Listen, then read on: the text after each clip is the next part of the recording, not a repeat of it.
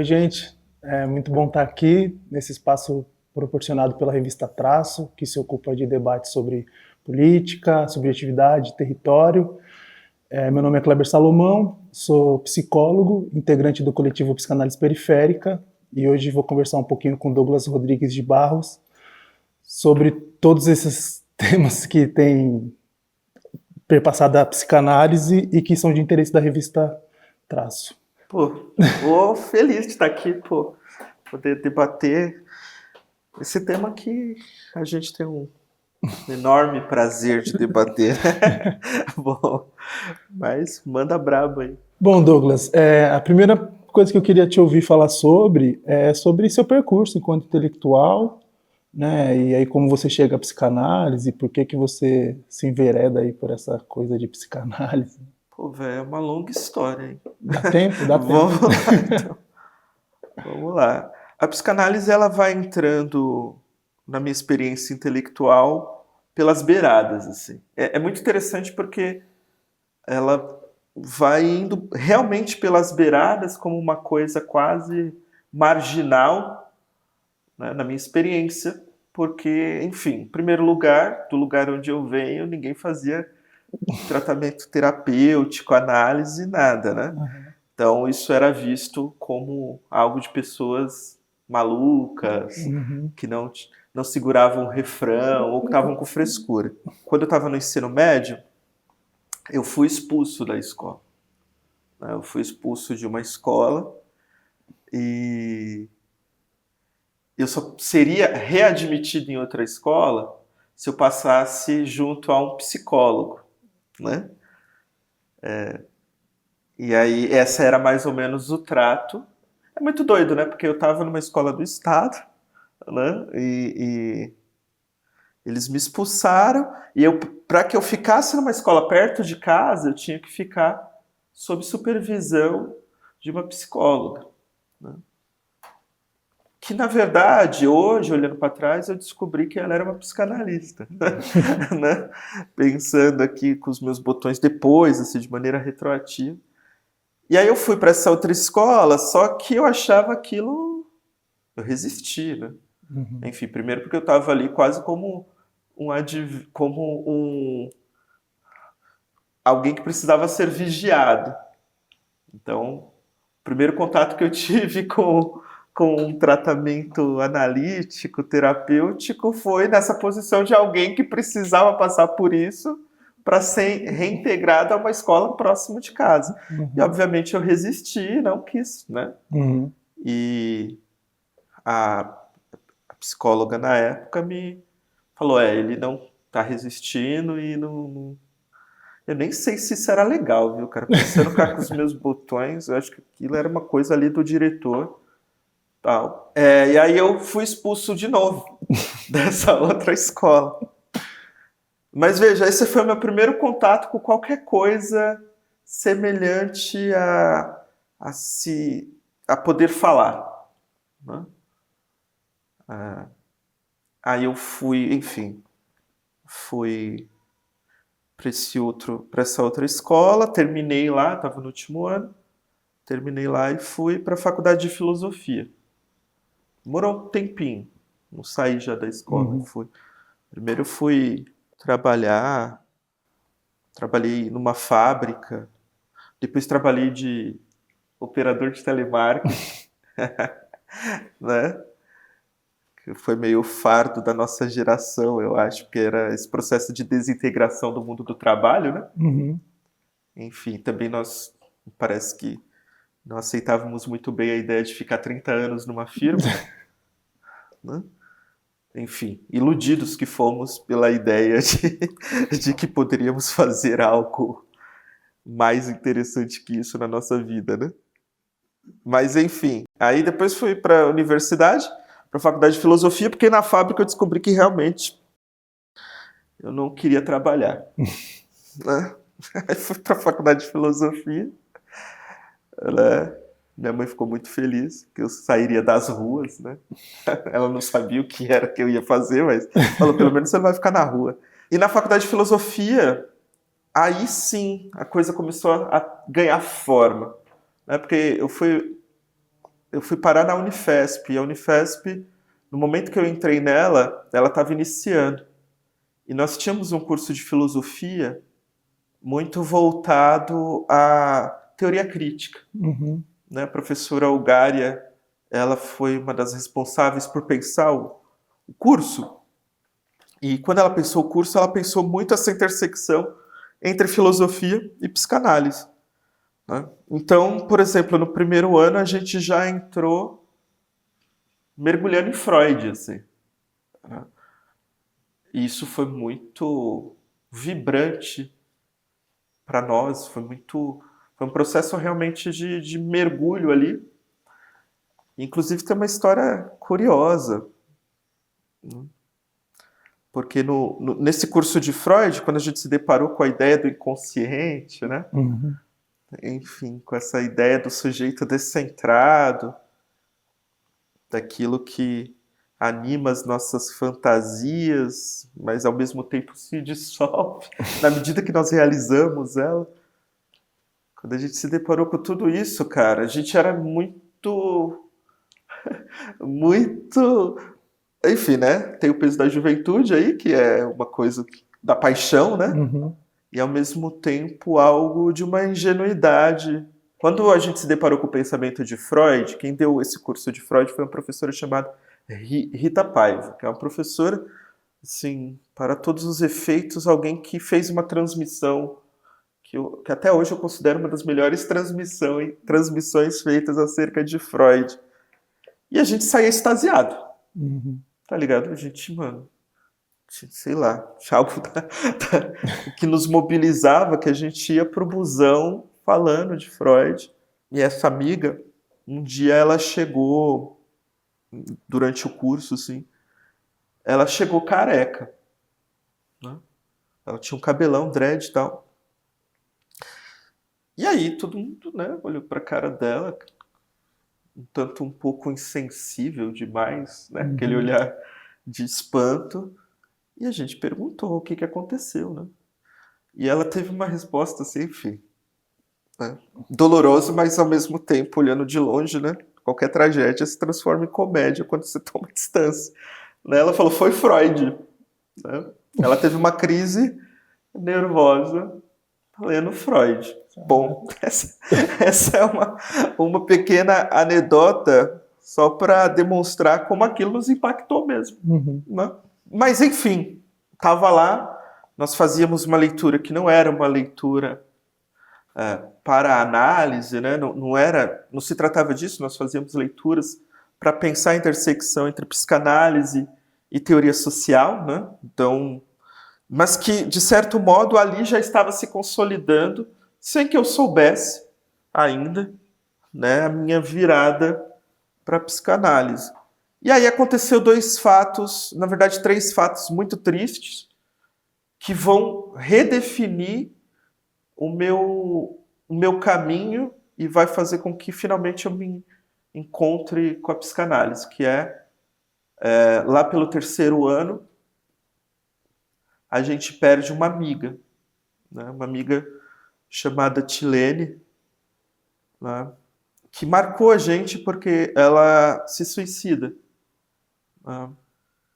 E é claro que aquilo deu um choque enorme, a gente, enfim, todo mundo ficou surpreso, tentando entender o que era aquilo. Ficamos muito tristes, todo mundo quebrado, né? E tinha uma questão, né? A Tilene era uma moça negra, uma menina negra, né? Uhum. Brilhante, brilhante. Atriz, né? Tirava boas notas, eu me lembro disso, assim, que eu falava, nossa, como você é dedicada. Enfim, ela comete esse suicídio e a gente fica todo mundo meio quebrado, paralisado, né? Tentando entender. Aí passa-se um ano, o Luiz, um outro menino da filosofia, comete o suicídio dessa vez no CEA, no Centro Acadêmico. Tá. Numa festa que eu estava, que não fiquei até o fim, mas quem ficou disse que ele estava, né?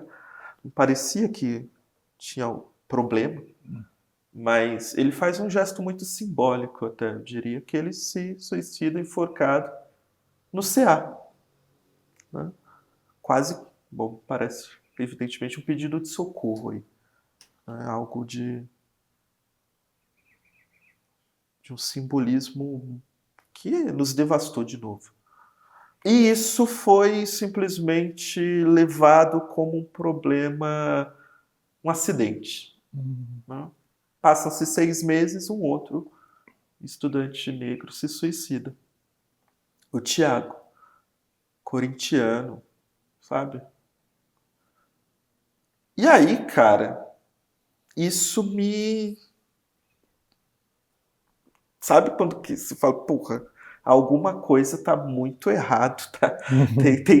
Tem alguma coisa aqui que nós estamos ignorando, não estamos olhando. E nessa terceira morte, né, quando o Tiago morreu, eu fiz meio que um retrospecto, sabe aquela coisa?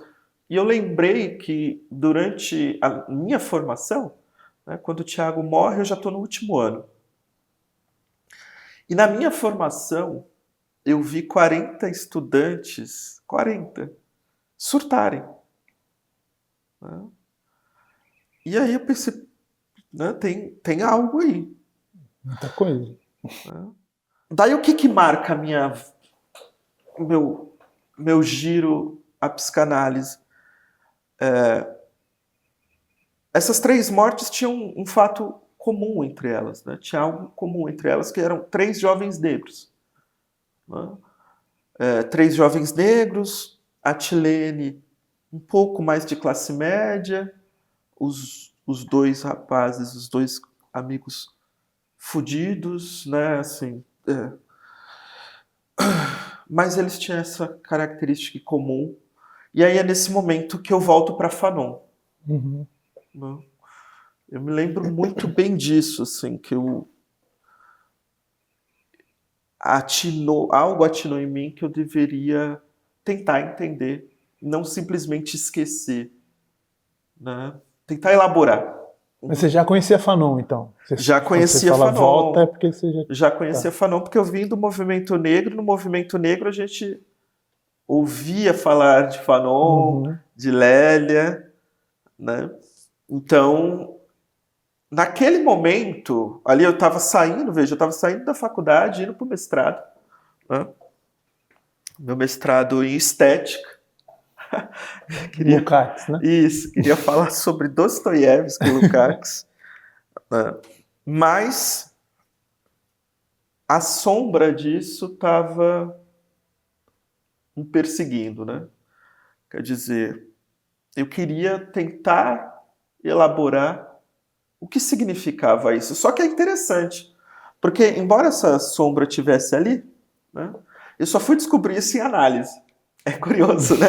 Porque parece, olhando assim, né, é tudo muito óbvio, né? Quer dizer, é quase uma noção causal, né? Você está assim, contando a história alguns anos depois, né? Pra gente está muito organizado. Isso, está muito organizado, mas não.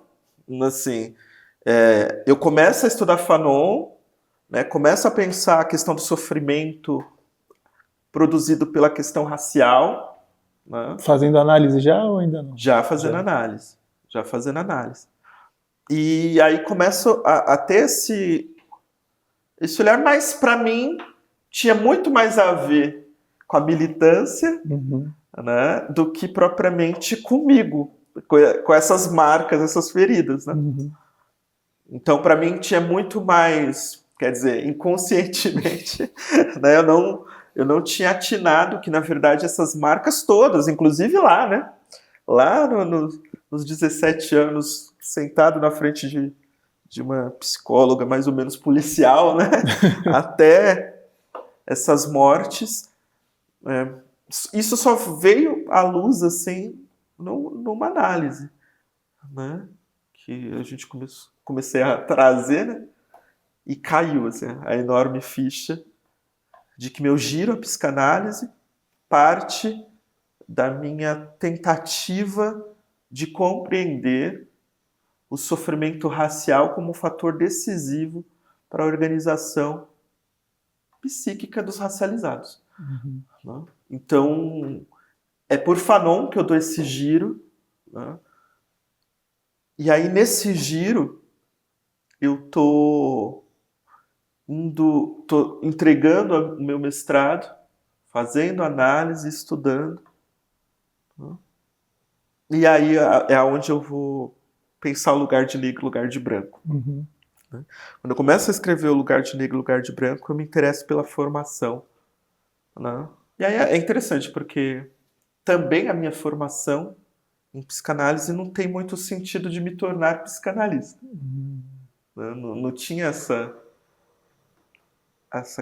questão no horizonte. Então, meu giro à psicanálise vem por essa preocupação, sobretudo acerca do sofrimento racial, cujas marcas estão totalmente interligadas a essas perdas dolorosas, né, sofridas, e que isso depois vai se organizando e redefinindo também o meu horizonte de formação intelectual. E aí é nesse lugar que eu me encontro, né? Com essas contingências, acidentes e também esses insights que a análise propiciou, né? Porque quando eu descobri isso, cara, eu juro pra você que eu fiquei muito assim, porra, como o inconsciente realmente é foda, né? Porque né, você não atina, muitas vezes as coisas vão acontecendo, né? A ordem do desejo vai constituindo as nossas fantasias e a gente não atina, né? O quanto as nossas marcas e fraturas nos constituem, né? Constituem as nossas escolhas. Bom, é isso, foi assim. Bastante coisa, né? Eu fiquei... Legal você trazer o Fanon, porque quando você falou, eu fiquei pensando, mas será que o Douglas viu Fanon na universidade? Aí você meio que já respondeu. Foi o movimento negro que te aproximou dele. Legal o Fanon ter aparecido, né? Também. E aí, eu acho que tem outra coisa que está um pouco no que você falou, que é a importância, eu quero saber a importância que você dá para a psicanálise no debate público, assim, né? Quais as contribuições, os limites e os problemas, né? Essa coisa que às vezes eu escuto gente falar, você não tem que ficar vendo o inconsciente em cada esquina, você já viu uma pulsão comprando pão, né? Aí, acho que ia ser legal te ouvir um pouquinho, se puder falar sobre isso. Cara, eu acho que a psicanálise ela tem uma importância central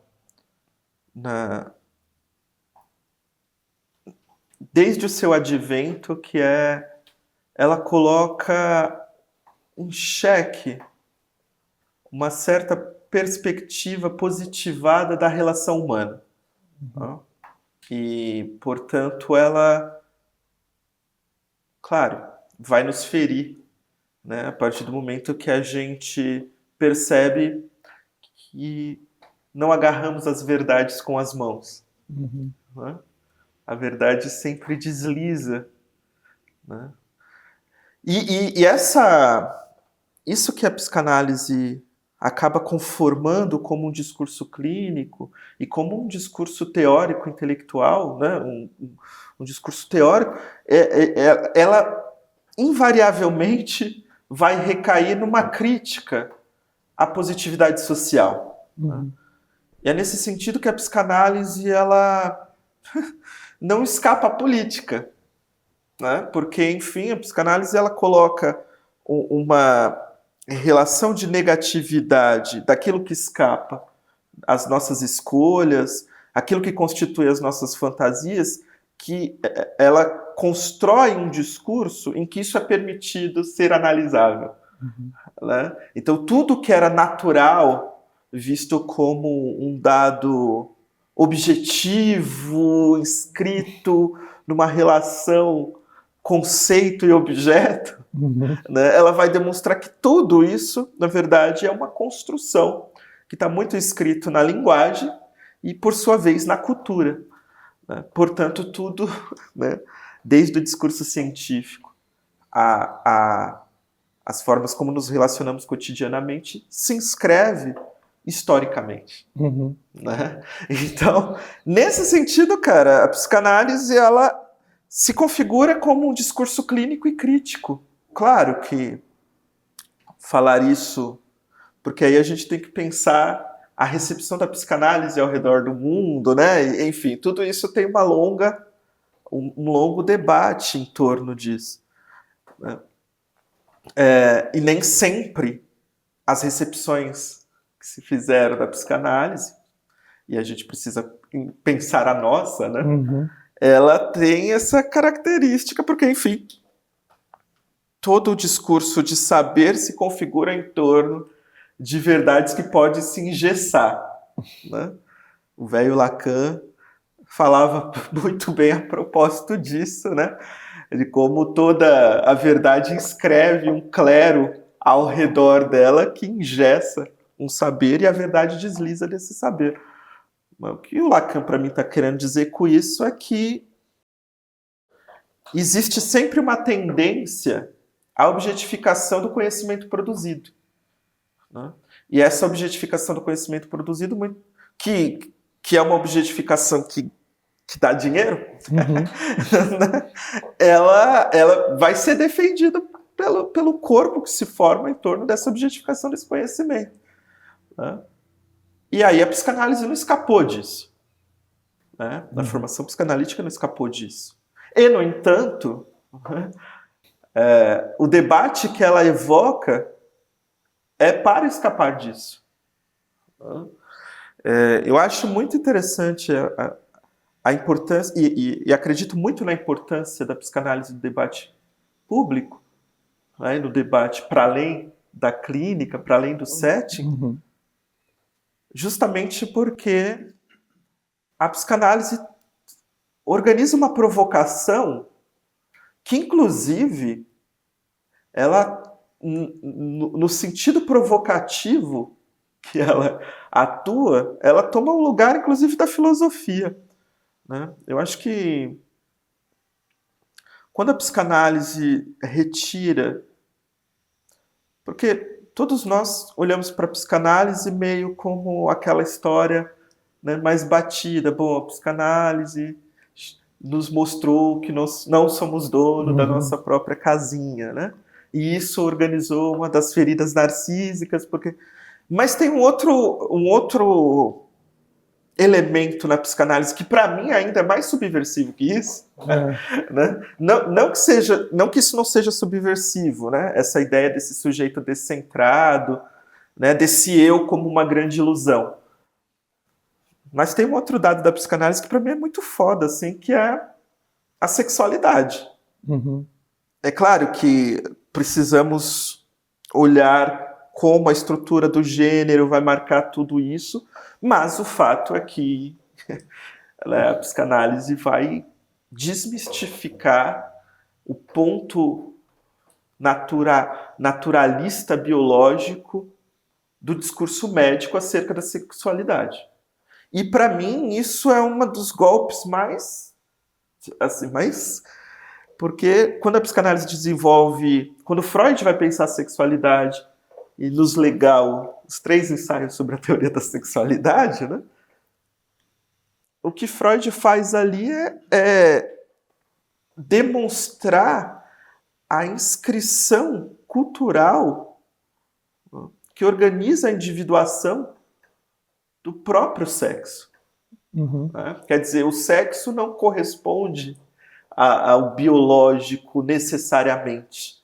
Né? E mesmo quando corresponde, faz isso através de fantasias organizadas na relação que nós temos com a linguagem no campo da cultura. Pô, isso é muito radical. Né? É tão radical que até hoje a Damares, por exemplo, não entendeu. Tá ligado? E os seus seguidores também não, que é, né, retirar essa... Quer dizer, o que está sendo posto ali? Né? O que está sendo posto ali é que nada que organiza a nossa relação humana tem uma correspondência imediata com o dado biológico e orgânico. que uma coisa que nos distingue é justamente as fantasias que nós atravessamos para consolidar nossa relação com o outro. Porra, isso é muito subversivo e depois disso, obviamente que também, quando a gente vai pensar os campos dos saberes, são afetados, né? Por isso que me parece que a psicanálise é uma grande oponente, né, de todos os discursos engessados acerca do que é isso que é, sabe? Enfim.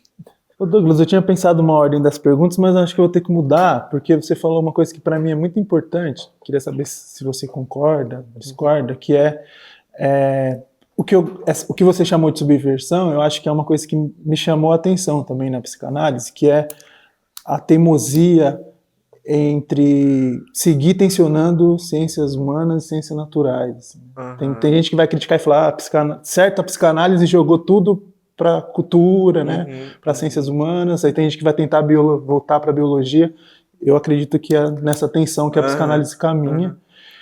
E aí, num livro seu, Hegel e o Sentido do Político, você vai falar um pouco sobre razão. Assim, a psicanálise, acho que por conta desse tensionamento, vai sendo atacada historicamente como irracionalista, pseudociência.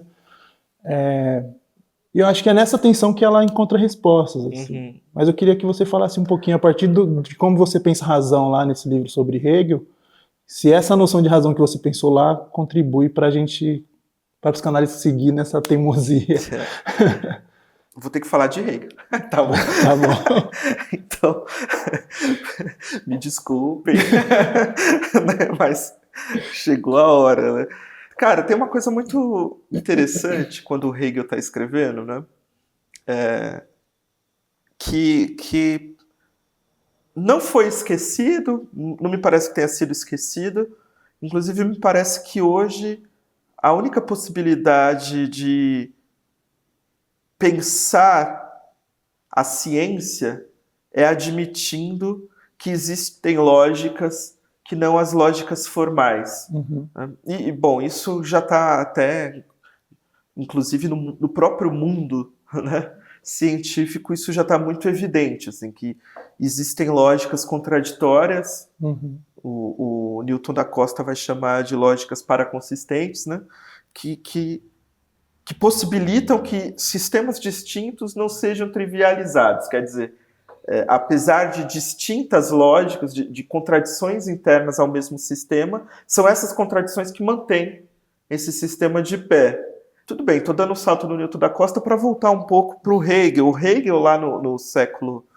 O Hegel é do século XVIII, ele é de 1770. E é um século, um século foda na Alemanha. Por quê? Você tem Hegel, você tem Goethe, você tem Schiller, você tem Beethoven, você tem Mozart, tá acontecendo alguma coisa ali, né? Kant, Fichte, Hölderlin, todo o romantismo, né? O Hegel é fruto desse momento.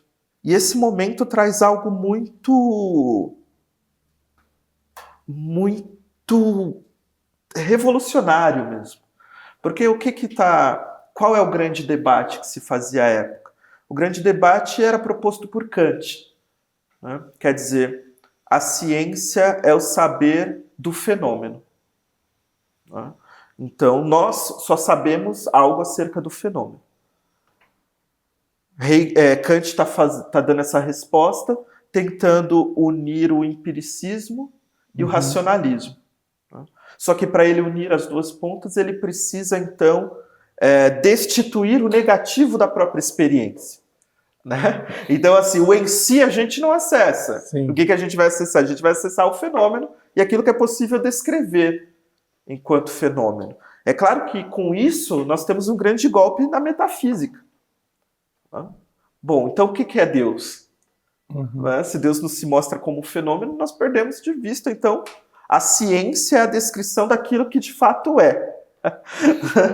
Então veja que aqui o Kant dá uma resposta muito interessante à época e haja vista o seu racismo. O fato é que o velho Kant ele traz algo à ciência que uma certa estabilização sistemática do campo científico que vai ser, durante o século XIX e depois, buscado por todos aqueles que esquecem Hegel. Né? Tanto Goethe, quanto Schiller, quanto o próprio Hegel, eles estavam insatisfeitos com essa resposta.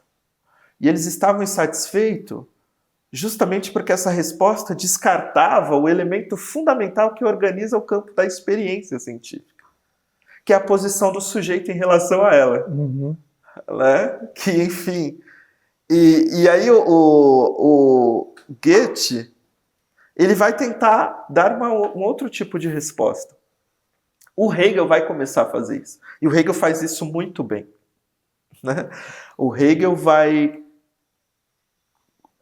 a partir da fenomenologia do espírito e da ciência da lógica, o Hegel vai tentar capturar a dimensão negada daquilo que anima os nossos discursos e que organizam a nossa relação com aquilo que é. Então, o que o Hegel está olhando? O Hegel está olhando para o negativo. O negativo como constituição da experiência do positivo, né? Sem o qual a própria formulação axiomática não pode se manter em pé. Daí a razão para o Hegel é muito doida, porque a razão para ele não é uma limitação à objetividade posta e capturada a partir dos conceitos, né?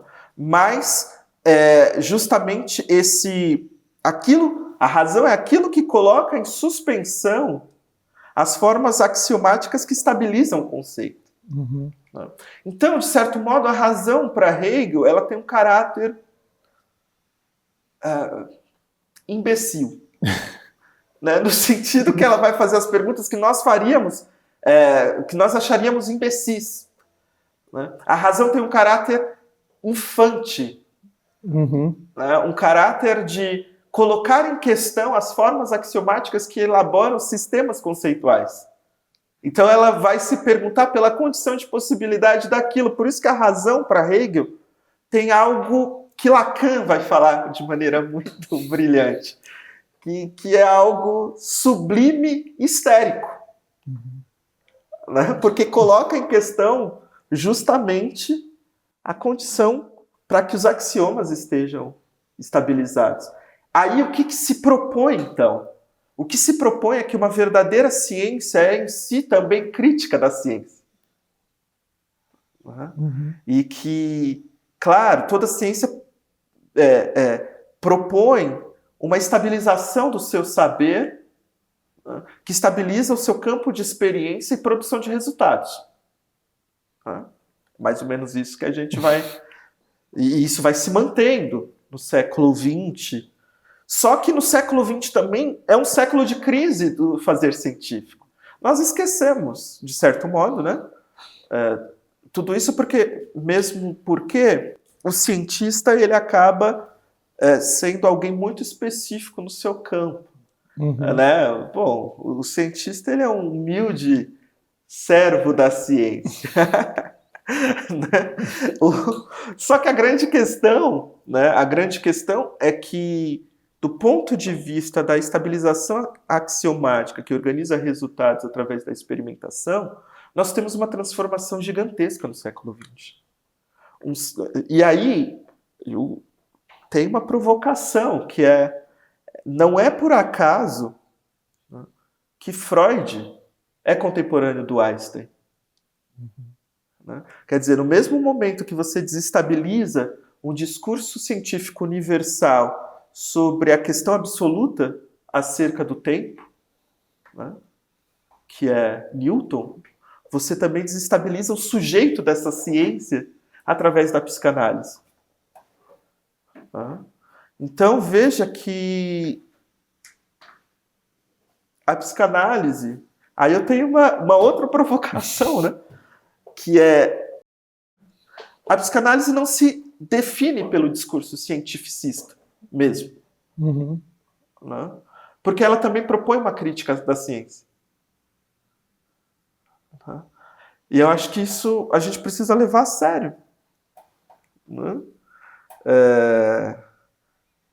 acho que é isso. A razão é essa coisa, né, que vai se colocar em relação de desconfiança acerca de sistemas axiomáticos em Hegel. Que é o que um cientista tem que ter, né? Deveria, né? Deveria, né? Mas me parece que a ciência também se torna um tanto totêmica e religiosa, né? Quando você falou que a razão é essa coisa infante, né? Eu fiquei pensando numa criança mesmo, assim, que sabe o que é um barulho, por exemplo, está em casa com a criança e passa um carro na rua, ela sabe que é um bibi, mas ela olha para você, que barulho é esse? Você fala, se você pergunta, ao invés de responder, ela passa a pensar a cor do carro, o tamanho, né? Fiquei pensando nisso, assim, é uma boa imagem que veio para mim. Bom, vou mudar um pouquinho de livro. Quero que você fale agora a partir do último, o que é identitarismo, porque pensa nessa relação psicanálise-ciência e colocar o sujeito que produz conhecimento em questão, esse sujeito tem uma identidade. Né? Acho que aí a pergunta que eu quero fazer é: psicanalista é uma identidade, Douglas, para você? Não é? Pode ser? É um problema ser? Deveria ser? Eu acho que a primeira coisa que a gente, para pensar a sua pergunta, é levar em consideração que o que a gente está pensando sobre a identidade, né? O que é essa identidade? Porque durante algum tempo, me parece que esse assunto ficou meio a reboque de uma outra categoria para os psicanalistas, né, que é a identificação, né, que é central. Né? Só que o tema da identidade não estava tão aflorado como hoje, numa época que tudo é identidade. Né? Então, bom, já respondendo a sua pergunta, né? Numa era em que tudo se reduz ao campo das formas identificatórias que são estabilizadas, que organizam, né, categorias, agrupamentos. Então, sim, desse ponto de vista, sim. Né? Agora, a grande questão é o que a gente está entendendo acerca disso. Né? E eu acho que esse debate ele é muito profícuo na própria teoria psicanalítica. Né? O Lacan, me parece que ele também propõe uma desidentificação desse lugar do saber analítico que o analista assume quando ele se senta. Né? Quer dizer, me parece que ele também propõe essa desestabilização.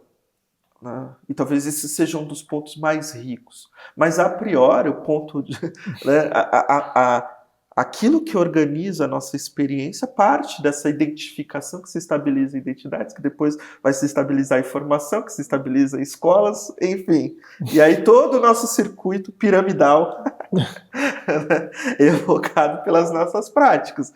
Né? Então, eu acho que, inclusive, esse é um bom mote para a gente pensar, né?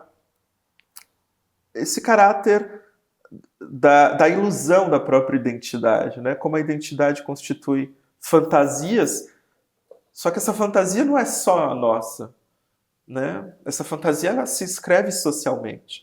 Né? Do mesmo modo que a gente assume o lugar do analista, precisa que o analisante acredite nesse lugar. Né? E, enfim, nós temos essa relação, esse caráter simbólico que organiza as nossas fantasias, que são consistentes. Né? E aí é nesse sentido que eu abordo o tema da identidade. A identidade é uma fantasia consistente, né? Produz realidade, né, material. Né? Bom, então, nesse sentido, né, nós temos esse lugar, né, de identificação que vai elaborar o campo da transferência, como né, vai ser o assunto, como a gente... E aí é interessante, porque talvez a contratransferência seja justamente esse esforço que nós temos, me parece que necessitamos ter, de desidentificarmos desse lugar do sujeito suposto saber. Né? Desse lugar... Talvez esse seja o trunfo fundamental, inclusive no ato analítico, né? na nossa escuta. O pessoal fica irritado, né? Você fala assim. Fica chateado, tem que tomar cuidado. Tem identidade ainda aqui no assunto, mas aí eu quero que você responda a partir do que você pensa lá no livro do Hegel de novo, né? Que eu já ouvi você falando, Douglas, que para você a noção de classe é uma boa forma da gente superar essas formas da identidade como gestão, né? E aí lá no seu livro sobre Hegel você vai pensar sobre trabalho. É um tema que está circulando em parte do meio psicanalítico no Brasil, e acho que a noção de trabalho que tem lá pode contribuir assim, para esse debate. Então, para mim, é importante estar nessa nossa conversa. Se você conseguir aproximar um pouco dessa maneira que você pensa a classe também, queria te ouvir. Antes de eu tentar elaborar alguma coisa disso, fico muito feliz de você ter lido o Hegel no sentido do político. Porque, enfim, né, é um livrão, né, assim, poxa, esse livro eu gosto muito dele. Eu também. Enfim. Bom, quando eu comecei a escrever o Hegel, o sentido do político, na verdade eu estava preocupado com a possibilidade de superação do trabalho. Né? Então a minha ideia era... Eu olhava pro mundo, né? E pensava, bom, me parece que o trabalho não vai nos levar ao paraíso da classe operária, né? E, inclusive, está se tornando cada vez mais infernal numa sociedade em que o próprio trabalho produtivo, né, no sentido lá do século XIX, entrava em declínio, né? Então, a minha primeira perspectiva era como pensar o trabalho. E aí, ao invés de ir até Marx, eu fui para Hegel, né? Porque para mim tinha um sentido do trabalho em Hegel que poderia nos ajudar a entender, né, a transformação do trabalho nos últimos 50 anos do capitalismo. Curioso, né? Isso, voltar para Hegel para tentar, né, compreender. Porque o que o Hegel vai falar acerca do trabalho, né? Primeiro que o trabalho, em Hegel, a categoria do trabalho se inicia com o término da famosa dialética do senhor-escravo, né? E aí, essa dialética do senhor-escravo ela foi lida de duas formas. Uma mais tardia, no século XX, que inclusive vai ser a Judith Butler, que vai ter vai causar uma inversão na leitura que eu acho muito, muito sagaz. Mas a leitura que acompanhou o século XX, que inclusive vai fazer parte da formação até do Lacan, né, é a leitura cogeviana, que é uma leitura otimista do trabalho. Porque o que acontece no final da dialética do senhor-escravo? A consciência escrava passa a mediar o mundo através do seu trabalho, e nessa mediação do mundo ela também faz uma mediação com gozo. Portanto, o trabalho não é só trabalho material, mas trabalho do desejo. Né? Então, aquela imediatez do gozo passa a mediação através da relação material que a consciência tem com a vida e com o mundo. Muito psicanalítico, não? Você parar para pensar, isso é Hegel. Né? Então, o gozo ele se inscreve mediado em relação ao trabalho do desejo. Isso faz com que o escravo se torne um monopolizador do mundo da cultura. Estou usando escravo aqui pensando em Hegel, tá, gente? Não o escravizado. Então, só para... Então, para Hegel, o escravo se torna esse monopolizador do mundo da cultura. Por quê? Porque ele que trabalha, organiza a mediação em relação ao gozo e executa o trabalho do desejo. O trabalho do desejo, portanto, é sempre desejo prorrogado. Né? Enfim, todo dia é dia 5. Então é sempre essa relação com o desejo. Só que aí a leitura cogeviana traz uma outra coisa, né? Que a emancipação vai advir justamente pela execução desse trabalho como monopólio do mundo, produtor de riquezas, né? E uma hora esse escravo deixa de ser escravo, né? E supera a própria relação com o senhor. É uma leitura marxista, heideggeriana, francesa, que vai contaminar muitos grandes nomes da filosofia francesa, que inclusive depois vão ser respondidos nesse próprio equívoco, e aí já não tem mais a ver com o Hegel, já vai essa coisa muito francesa, Sim. que vai desembocar na filosofia da diferença, no final do século XX, né? Até que vem uma leitura que, para mim, me parece ser uma leitura que aí fez com que eu voltasse para Hegel, né? Que é uma leitura que, bom, quanto mais trabalho você desenvolve, mais escravo você fica. Uhum. A Butler vai... É um título estranho. É bom, mas é estranho. Vida Psíquica do Poder. Acho que é nesse livro. A Butler vai propor uma leitura ali que é... Tá bom, vocês leram até o final da Dialética do Seu Escravo. Vamos avante e vamos ver o que tem depois, né? E ela propõe ir avante na própria fenomenologia. E ela diz, olha, na verdade, essa relação de impotência frente ao gozo que organiza o trabalho do desejo leva, em Hegel, né, a prorrogar indefinidamente, né, a própria emancipação. Por quê? Quando você termina a Dialética do Senhor Escravo, qual é a consciência que aparece? São duas, né? A consciência estoica e a consciência cética, né? A estoica, né, com perdão aos amigos estoicistas, né, é a consciência da pura impotência, né? Como você não pode ser livre na vida real, né, na vida concreta, você então aprende a sofrer calado. Né? Então o mundo é isso mesmo, né? A morte é o destino de todos, então vamos ficar aqui, né? A consciência estoica é subsumida pela consciência cética, né? O mundo é isso mesmo, nós sofremos e não há justiça possível nem verdade alcançável. Uhum. Né? E as duas consciências são respondidas por uma terceira consciência, que é a consciência infeliz. Né? E quem é a consciência infeliz? Bom, o mundo é uma merda, a vida é isso mesmo, nós não prestamos, ninguém presta. Então o que cabe a nós? Cabe a nós pensarmos um mundo além. Essa consciência infeliz, vai dizer o jovem Lukács, né? No jovem Hegel, é a consciência cristã. Então, quando a Butler faz essa leitura, ela torce um pouco o sentido da leitura tradicional. Depois, claro, depois vai vir o Zizek, né? O próprio Badiou vai fazer uma leitura semelhante, que é, bom, o trabalho não liberta.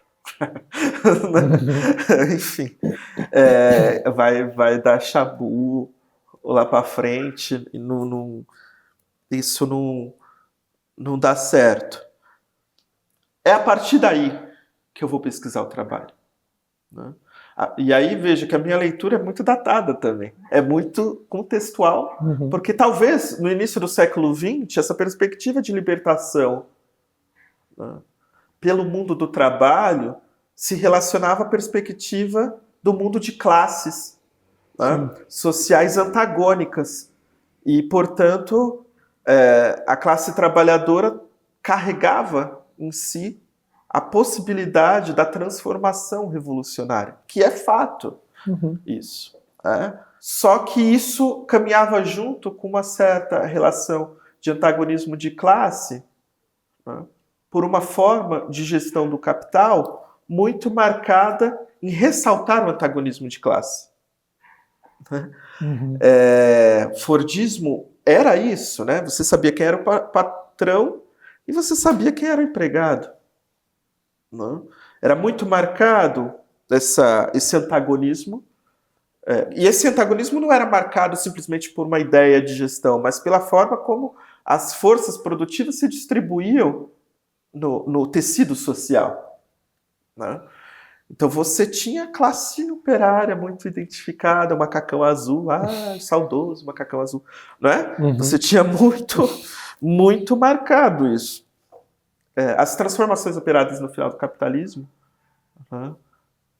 final foi otimista ainda, mas no capitalismo tardio, né? No capitalismo contemporâneo, muda um pouco esse esquema. Tá? E também muda o mundo do trabalho.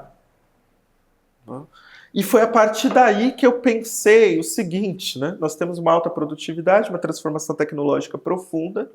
Por que nós não nos livramos do trabalho e, pelo contrário, a alta tecnologia e a alta produtividade nos levou a trabalhar ainda mais?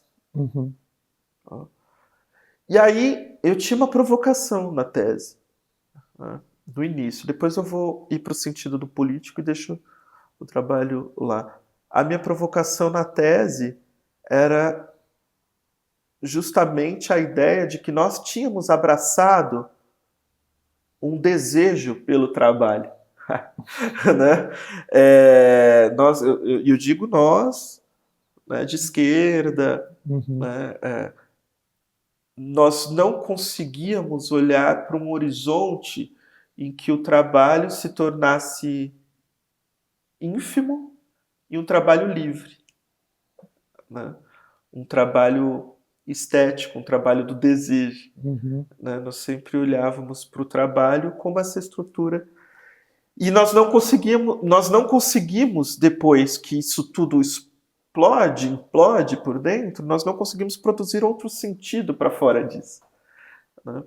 Ao mesmo tempo... Aí, veja, para mim a grande novidade é a gente estar lutando pela escala 6x1.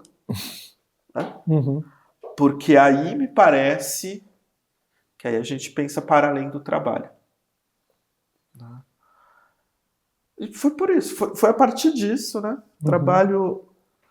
O trabalho nos seus múltiplos significados que eu comecei a pensar, bom, por que ainda trabalhamos tanto? Né? Num mundo em que, enfim, a produção de riqueza prescinde bastante o dispêndio do trabalho humano, né? Nesse mundo, parece que nós trabalhamos tanto e nos matamos de trabalhar para manter a ordem sistêmica. Então, talvez a nossa palavra de ordem deva mudar, né? Deva ser para a vida além do trabalho, né? Trabalhar menos. Então, para mim, a perspectiva era essa, né? Quando eu comecei e pensei acerca do trabalho. Realmente, o trabalho não dignifica o homem. Só arrebenta. Bom, eu sou integrante de um coletivo de psicanálise periférica, esse é o nome do coletivo, e claro que a ideia de trabalho permeia psicanalistas periféricos, né? E uma das nossas últimas conversas foi sobre essa possibilidade, assim, ao mesmo tempo se apropriar disso enquanto um trabalho, por conta desse debate que provavelmente você sabe que está rolando, mas não cair na lógica, né, nessa lógica capitalista de trabalho, enfim. E aí uma provocação que eu fiz para a galera, para a gente pensar, não tem resposta, né? Se você puder dar seus 2 centavos nesse assunto, para quando eu voltar lá para eles, eu falei com o Douglas, ele falou isso aqui. Né? Que o nosso trabalho ele não tem uma gerência científica, lá no sentido do Braverman, né? Esses caras assim. Falei, então a nossa alienação ela não se dá no que a gente faz, pelo contrário, parece que o nosso trabalho, ainda que com todos os perrengues que a gente passa ali, ele escapa um pouco disso, assim, enquanto psicanalistas periféricos, né? Mas a alienação se dá nos espaços que a gente se dispõe ou que a gente se submete para se formar psicanalista. Faz sentido, Douglas, para você? Você concorda? Elabora, vamos lá. Não, porque, assim, se não tem alguém tentando gerir o meu trabalho cientificamente, mas eu preciso de conhecimento, né? E eu produzo conhecimento ao mesmo tempo. É essa a ideia de gerência científica lá atrás, o conhecimento sendo capturado, né, e virando conhecimento objetivo, né, na mão de quem tem grana. Então, a gente produz conhecimento na clínica, enquanto coletivo também, escreve coisas, etc., conversa, mas para a gente adquirir um conhecimento que já está estruturado, a gente não está indo para a fábrica, a gente vai ocupando espaços. Né? Então, talvez, falando agora, eu estou até pensando, talvez seja uma preocupação minha do coletivo não reproduzir a maneira de transmissão que alguns espaços que eu chamo de territórios hegemônicos de psicanálise fazem. Assim. Então é nesse sentido assim, que eu digo, né, que a gente se aliena talvez pelo desejo de identidade, da identidade psicanalista. Assim. Ah, sim. Aí agora...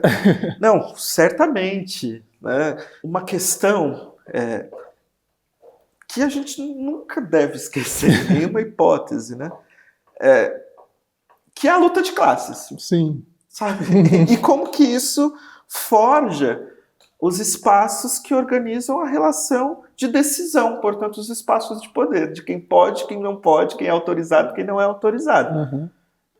Não me parece que a gente pode esquecer isso de maneira nenhuma, assim, porque aí a gente começa a fazer uma leitura da própria relação da nossa psicanálise no nosso território. Né? Eu vou voltar o disco só para dizer, né, quer dizer, com 17 anos que eu me deparo, né, com uma freudiana policial. Né?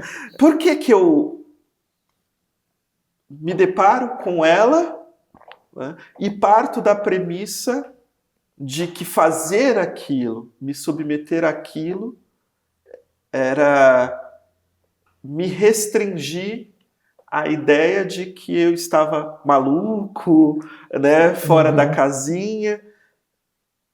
Aí eu penso da minha situação diante disso, né? Bom, primeiro porque o tratamento analítico, né, a análise, a própria terapia não era para nossa classe, não era para nossa cor. Né? Quando a gente entende isso, né, me parece que se coloca uma provocação de imediato. Né?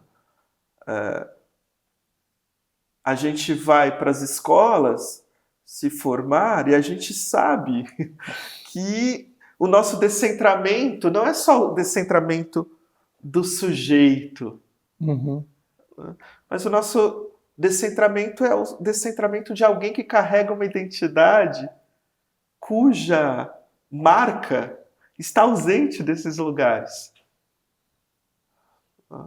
E aí, isso, de certo modo, me parece que revela alguma coisa do que é a prática da psicanálise, o que foi a prática hegemônica da psicanálise no Brasil.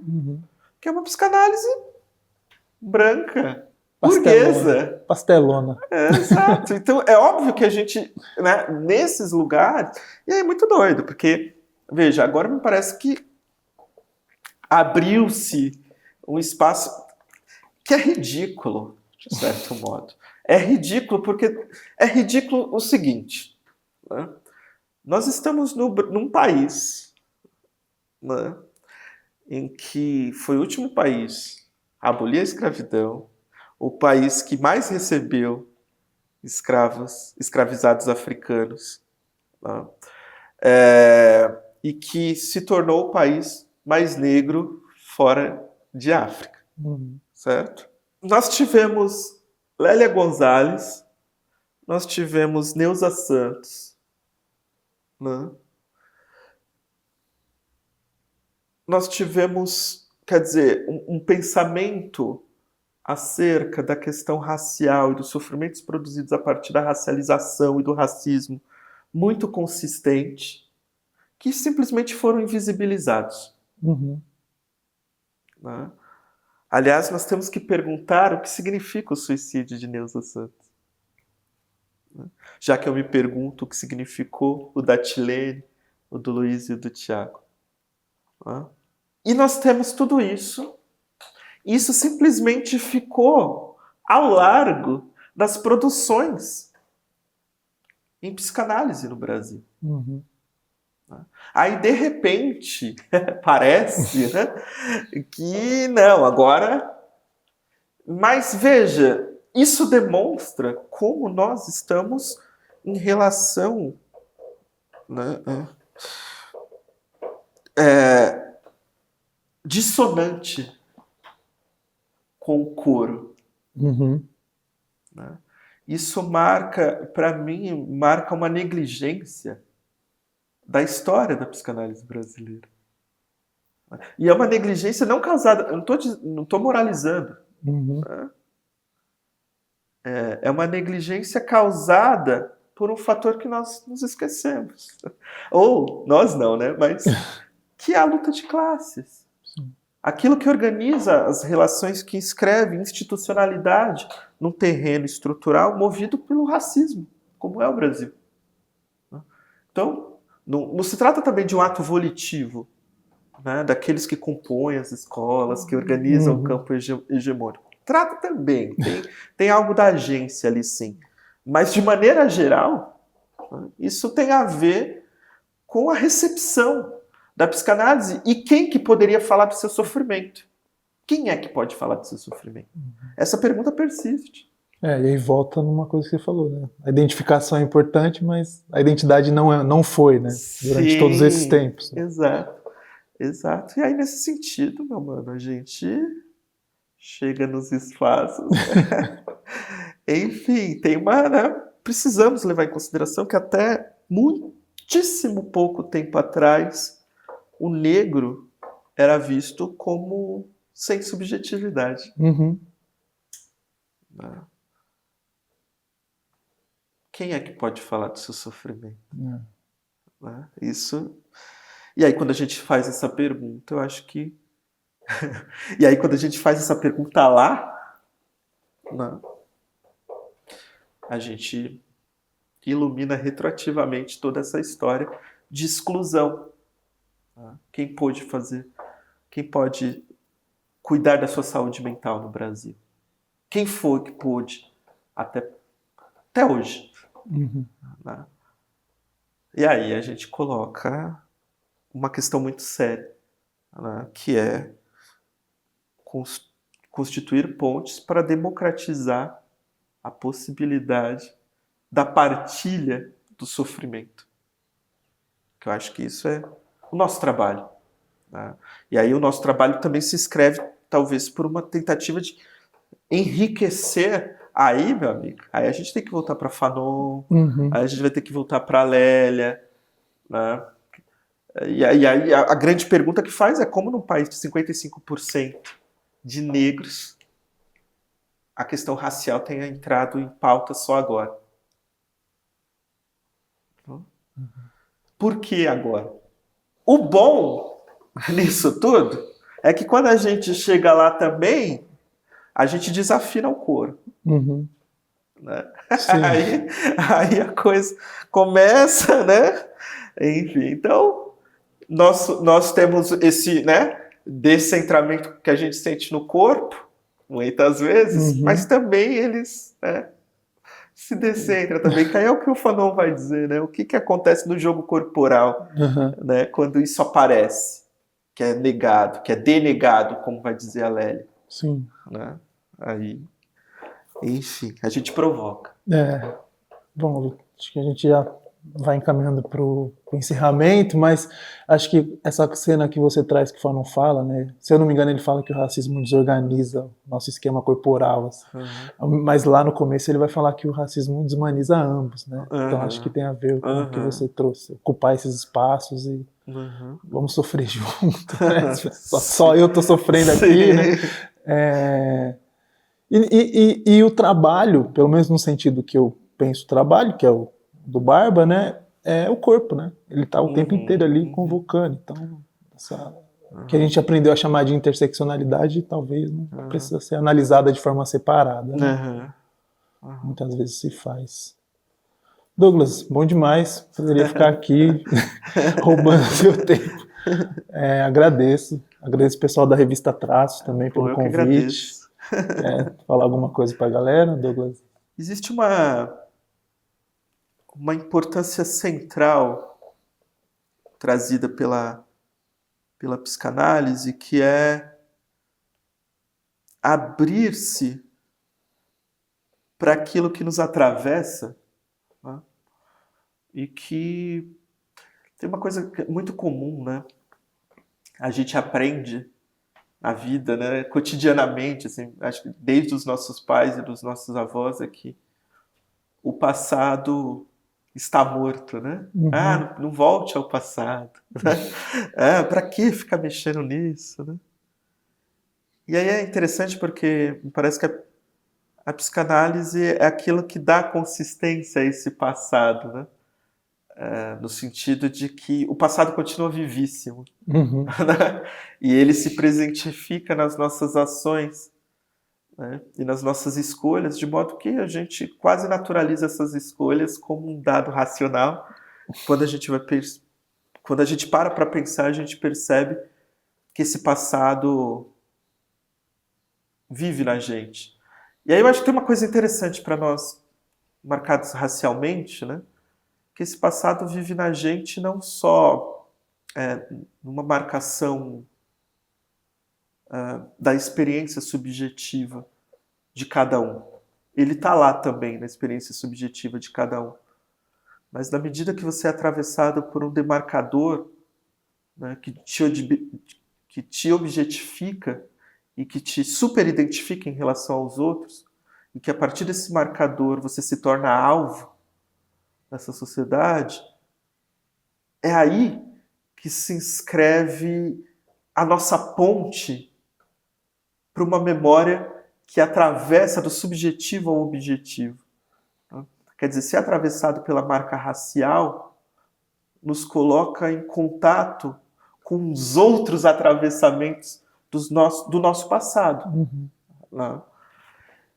Isso coloca a pergunta, sempre coloca a pergunta, né? Por que eu tenho que sofrer, continuar sofrendo a partir dessa marcação? Então, veja, eu acho que a psicanálise ela tem a sua importância em colocar em perspectiva esse passado subjetivo não morto, que sempre aparece, né? Mas nesse momento, nesse espaço, aqui e agora, numa sociedade violenta e racista como é o Brasil, né? A psicanálise, sem levar em consideração esse outro passado que organiza essa subjetividade com o seu próprio passado, ela não tem razão de ser. Tá?